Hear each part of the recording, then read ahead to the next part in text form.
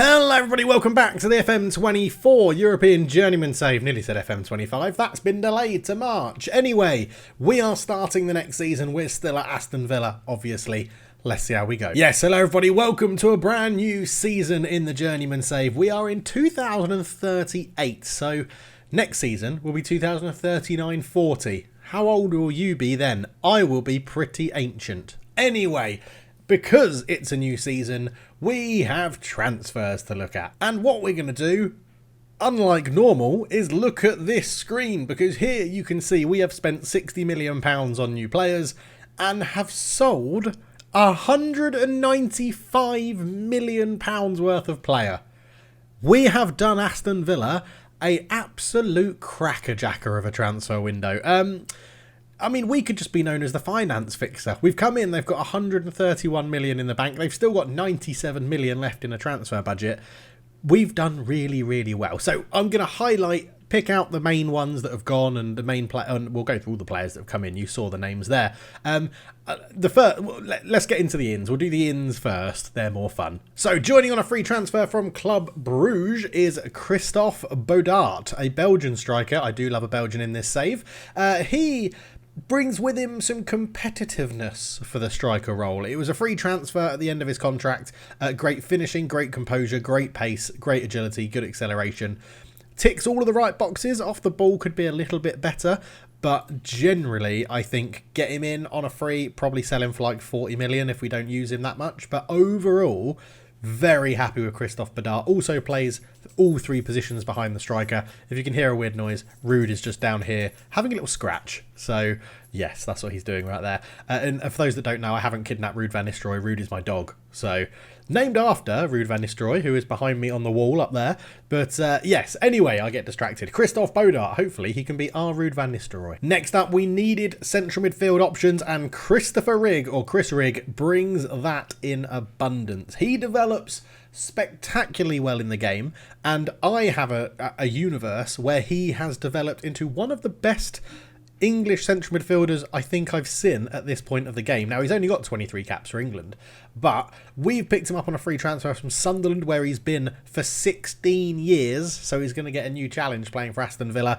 But yeah, unbelievable. Passing 17, technique 16, vision 17, off the ball 16, composure 18, anticipation 17, first touch 16, agility 15. He has everything you need to be a very good playmaker in the Premier League, and I am very excited to use him. I've had him in a previous save as well, but I just think this time it's going to be very, very good. He might be 33 years old. We might be paying him 170 grand a week, but we've got Arda Güler. He was so good for me at Monaco that when his contract at Monaco expired, we just had to get him in. He is so good in this game, and I cannot wait to get him firing for Aston Villa. He's come back to the Premier League. He was at Tottenham Hotspur before we signed him at Monaco, but they didn't really, they got a good average rating out of him, but I wouldn't say they utilised Arda Güler well enough after I left Monaco. 17 goals and 9 assists in 28 games is what we got out of him.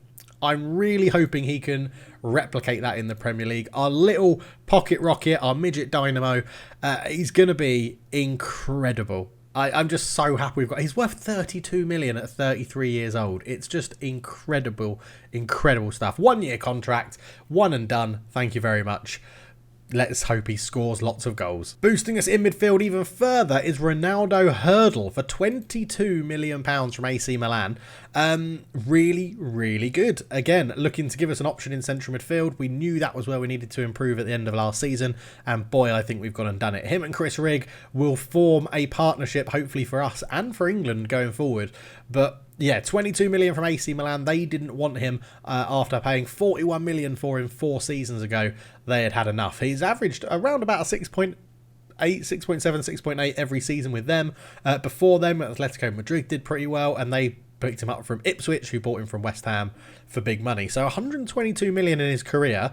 He is still only 29 years old, so we're going to get a good number of seasons out of him, but he looks like he could be very good. Finally, for £38 million, 24-year-old Croatian goalkeeper Vatroslav Sinovičić. Sinovičić is what we're going to go with. This kid topped all of my scouting recommendations in terms of goalkeepers, players to bring in, number one targets, all of that sort of stuff.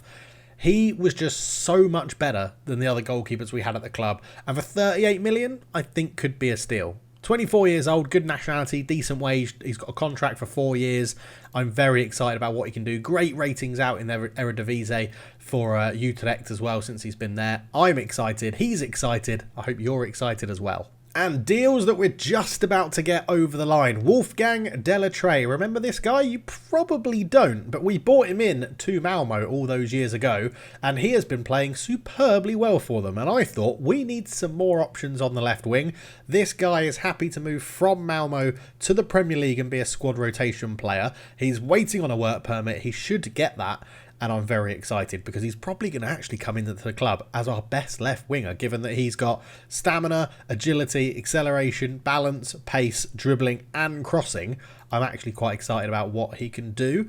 And it's just really good options, isn't it? 28 years old. We're going to get him for 4 years. He's going to be in his prime years for us. Very, very exciting. And to say that I keep going back to old players would not be true. Well, it is sort of true. We're bringing in Yannick Van Heck as well, the holding midfielder from AS Monaco. He's happy to be joining as a backup / squad rotation player. So I'm happy to bring him in for £8 million. I think is an absolute bargain. Again, when we were at Monaco, he did very, very well for us. 32 games, 9 goals, 6 assists, a 7.44. We got him firing on all cylinders, and I'm hoping we can do that again. And he just gives us that backup option to Chris Rigg and Hurdle in the middle of the park. And we're building a really, really good squad. Now, what it means for European registrations, I'm not too sure, but I'm happy with the squad depth we're building, and given that we've made the club like 150 odd million pounds this summer, I think they'll give us a bit of leeway if we have one transfer that doesn't work, and if it doesn't work, it will be Yannick Van Heck. So £195 million we bought into the club through player sales, and we're going to go through the top 5 value transfers. These are the only 5 value that were above £10 million.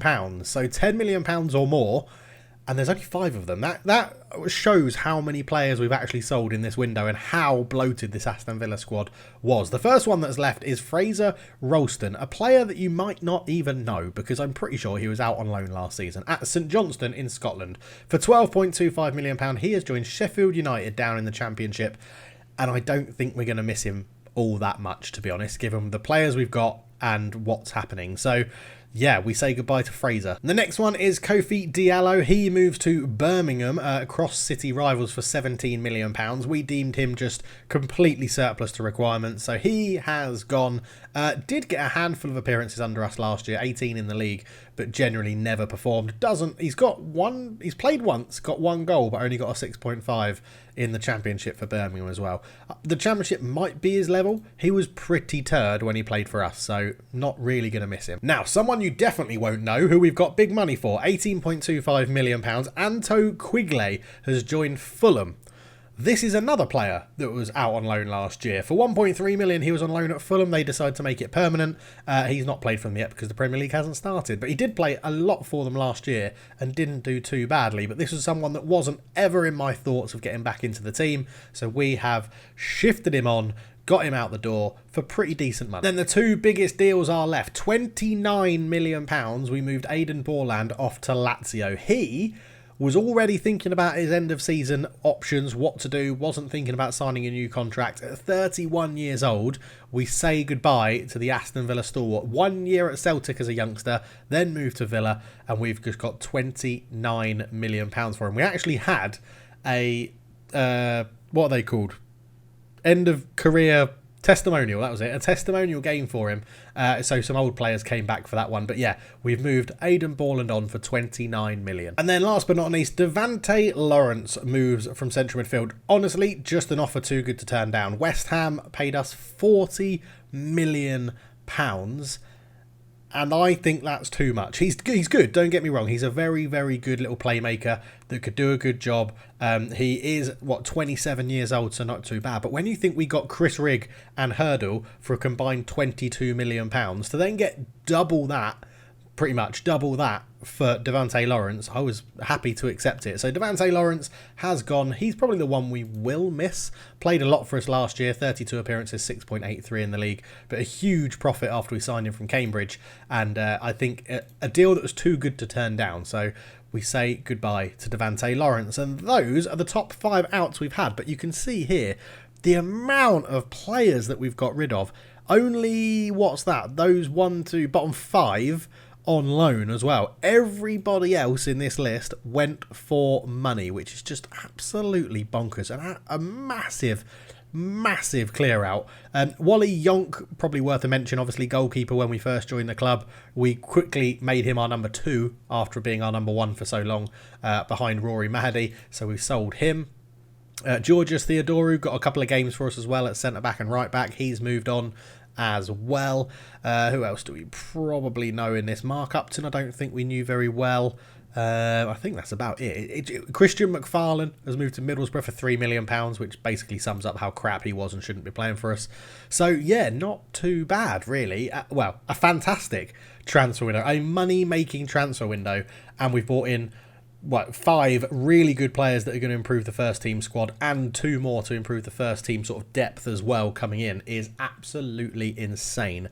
We have been very good in this transfer window. It's shrunk the squad to a manageable size, and I think we're in a position now where this could be very, very good.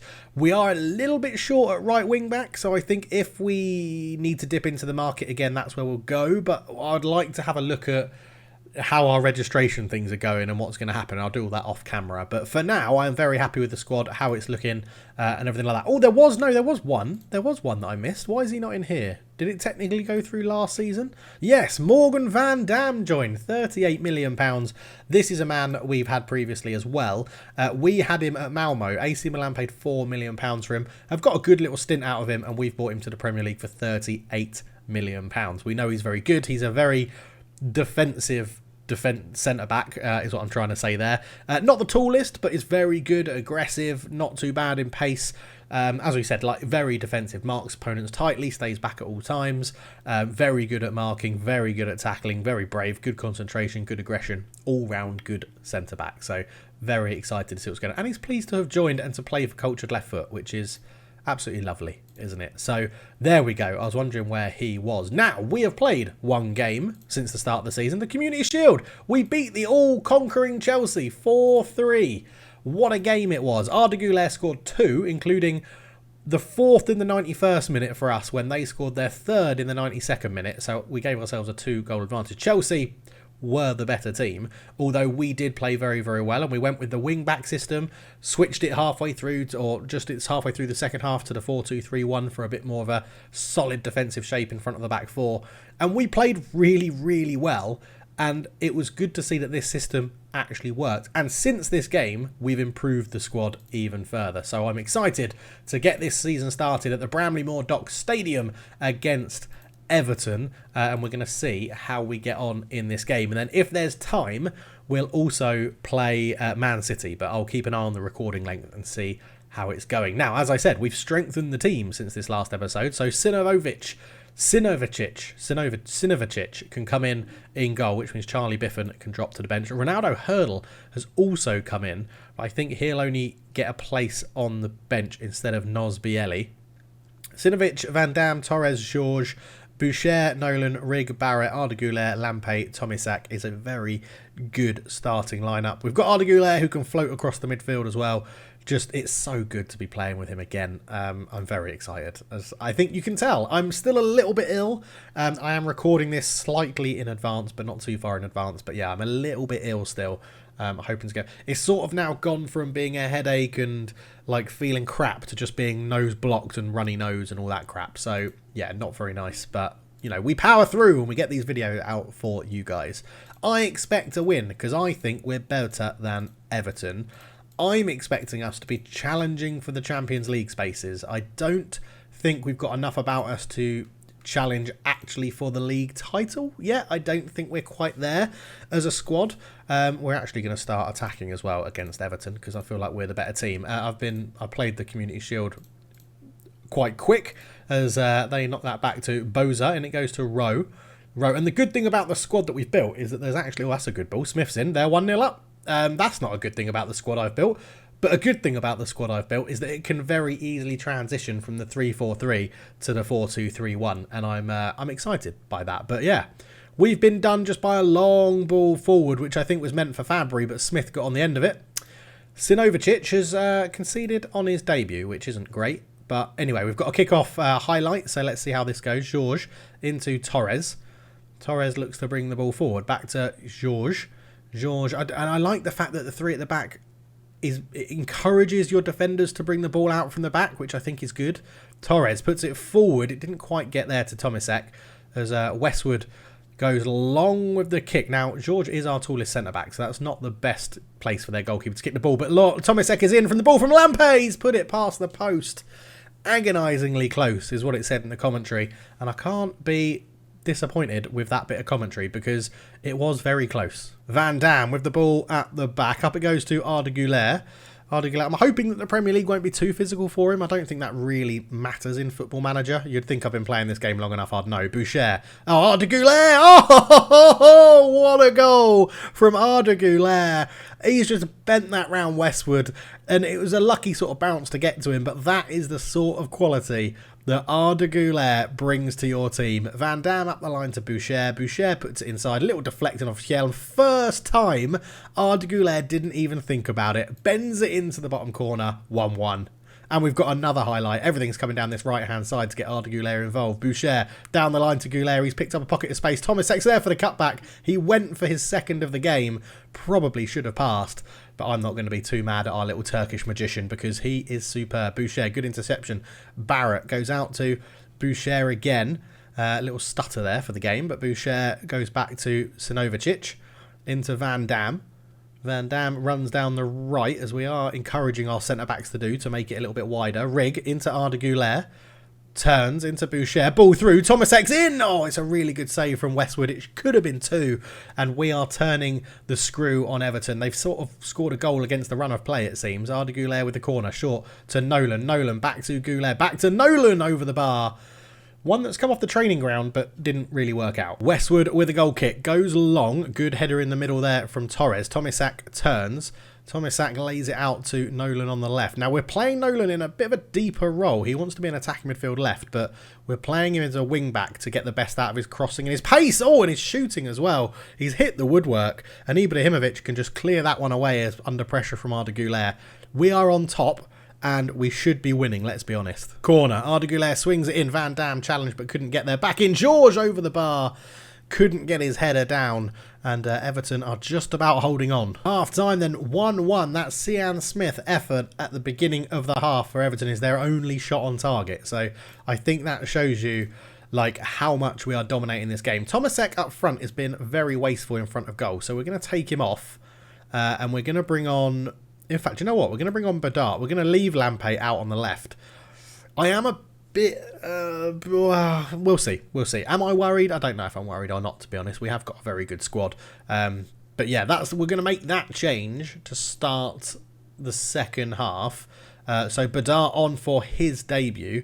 So let's see how we go. We've got a throw-in. Boucher to Barrett. Into Arda Güler. Back to Boucher. Such good football. Crosses it in. Bodart. Can he turn? Lays it back. Rigg! It's a goal on Chris Rigg's debut. Come on. Box-to-box midfielder. I think he's our playmaker. Does a really good job. And Bodart involved on his debut as well. Really nice. This little move out here on the wing.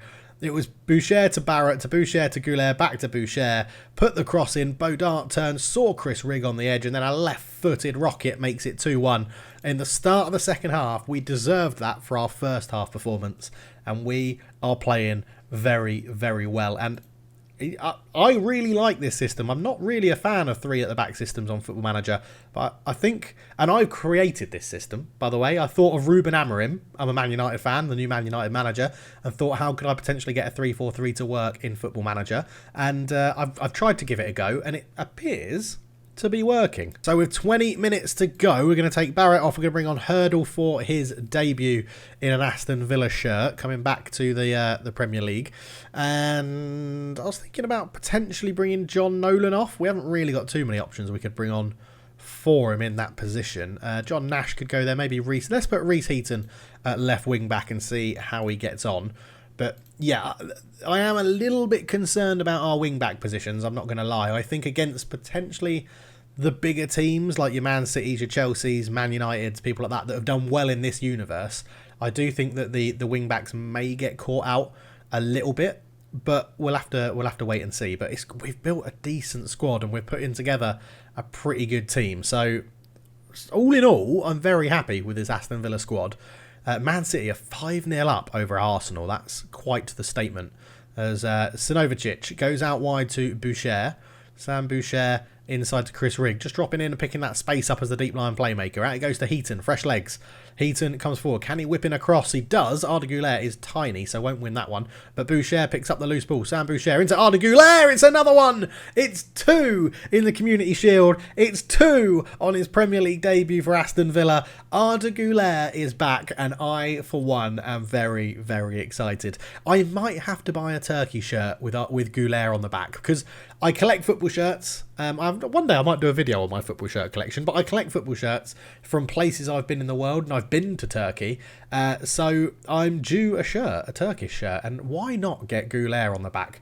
I don't know what number he wears for Turkey. Let me know down below. But yeah, he is here. He was firing for Monaco. He's firing for Villa. And it's going to be a 3-1 win in our first game in the Premier League, unless something drastic happens in the last 30 seconds of this game. But Torres pokes it through to Chris Rigg, who's had a very good debut as well. Arda Güler holds onto the ball, knocks it down the line to Boucher. If Bodart can get a goal, he can get a goal. It's a debut goal. Debutants have scored all 4. It's 2 for Güler, 1 for Rigg, 1 for Bodart. What sort of a squad have we put together here in some sort of magnificent 3-4-3 system? Boucher crossed it in. The cross took a slight defection. Bodart reacted quickest. Westwood, no chance. 4-1 to Aston Villa. Welcome to the Premier League with Cultured Left Foot in charge for a whole season. 27 shots to 5, 11 on target to 2, XG of 3.57, so pretty much 4 anyway. 10 shots off target, no one hit the woodwork, 3 clear-cut chances made, 5 half chances, 12 long shots, 58% possession as well. So it's not just who fit football to the strikers, it is controlled and very, very nice. And it's Caesar sits second behind Man City, who ended up beating Arsenal 6-0, I think. Yeah, 6-0 there. There Ibrahimovic got 2, so did Brynhildsen. Archie Gray got 1, and Collar got 1 for them as well. Man United and Leicester drew 1-1. Man United have... The question we've got, really, in this save is, do we jump ship from Aston Villa if a more prestigious club becomes available in, like, Serie A, La Liga, or Premier League generally? Like, I'm talking like Real Madrid, Barcelona, AC Milan, Inter Milan, Juventus, Man United.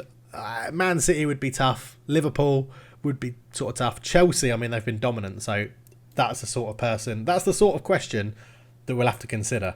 But given that I've been recording for just over half an hour, we're going to leave it there. So we will be back through the season. I'm not too sure when we're going to be back. I'm sort of going to play it by ear and decide when to come back. But thank you so much for watching. I will catch you in the next one. Leave your comments down below. If you're new, please do subscribe. And if you enjoyed it, leave a like. Let's get more people to find this series, as the life of FM24 is going to continue for some time. Thank you so much for watching. Catch you in the next one. Cheers.